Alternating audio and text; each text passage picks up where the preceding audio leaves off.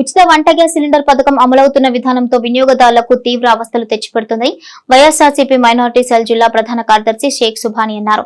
గురువారం మండల కేంద్రం దుగ్గిరాలలో ఆయన మీడియా సమావేశం నిర్వహించారు.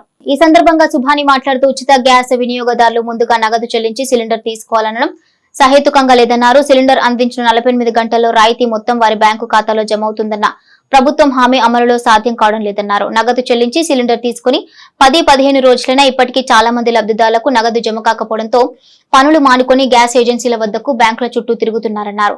దీనిపై రాష్ట్ర ముఖ్యమంత్రి నారా చంద్రబాబు నాయుడు పునః సమీక్షించి ముందుగా సిలిండర్ కు నగదు చెల్లించే విధానాన్ని రద్దు చేసి ఉచితంగా ఇవ్వాలని కోరారు. ఉచిత వంట గ్యాస్ సిలిండర్ పథకం అమలవుతున్న విధానంతో వినియోగదారులకు తీవ్ర అవస్థలు తెచ్చిపెడుతుంది. ఉచిత గ్యాస్ వినియోగదారులు ముందుగా నగదు చెల్లించి సిలిండర్ తీసుకోవాలనడం సహేతుకంగా లేదు.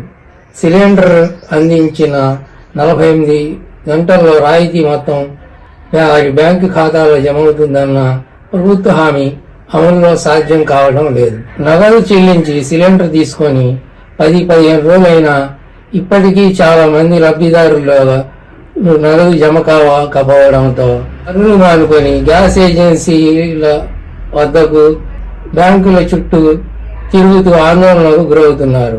ఇప్పటికే పెరిగిన నిత్యావసర ధరలతో పేద మధ్యతరగతి కుటుంబాలు ఎంతో ఇబ్బంది పడుతున్నారు. ముఖ్యమంత్రి నారా చంద్రబాబు నాయుడు గారు పునఃసమీక్షించి ముందుగా సిలిండర్కు నగదు చెల్లించే విధానాన్ని రద్దు చేసి ఉచితంగా ఇవ్వాలని ఈ సందర్భంగా కోరుతున్నాం.